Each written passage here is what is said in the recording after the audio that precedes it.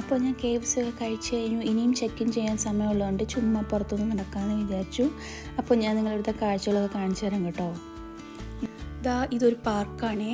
പാർക്കെന്ന് പറഞ്ഞാൽ നമ്മുടെ ഇവിടുത്തെ പോലത്തെ ഒന്നുമല്ല, ഒരു ഫുൾ ഗ്രീനറി ആയിട്ടുള്ള, ഇവിടെ ആൾക്കാർ ഡോഗ്സിനെ നടത്തിക്കാനും ഓടിക്കാനും അതേപോലെ ആൾക്കാർക്ക് ജോഗിങ്ങിനും എക്സസൈസിനും ഒക്കെ ആൾക്കാരായിട്ട് ഇവിടെ വരുന്ന ഇവിടെയാണ് കേട്ടോ.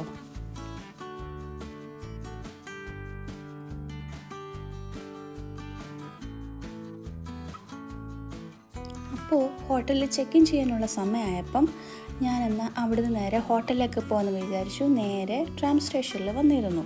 ഇവിടെയാണ് കേട്ടോ, ഇതാണ് ഇവിടുത്തെ ട്രാം. ഇത് കഴിഞ്ഞിട്ടുള്ളൊരു ട്രാമാണ് അടുത്ത് എനിക്ക് എടുക്കാനുള്ളത്. അങ്ങനെ എൻ്റെ ട്രാം വന്നു. ഇതാണ് കേട്ടോ ഇതിനകം. ഞാൻ ഏറ്റവും ബാക്കിലത്തെ സീറ്റിലിരുന്നു. ഇവിടെ തൊട്ടടുത്ത് ഡോറുള്ളതുകൊണ്ട് ഇവിടെ ടാപ്പ് ചെയ്തിട്ട് വേണം നമുക്ക് കയറാനും ഇറങ്ങാനും. അങ്ങനെ ഞാൻ ഹോട്ടലിലെത്തി ഫ്രഷ് ആവാനായിട്ട്. കുറേ ഇവിടെ നടക്കാനുള്ളതുകൊണ്ട് ഭയങ്കര കൺഫ്യൂഷനാവും.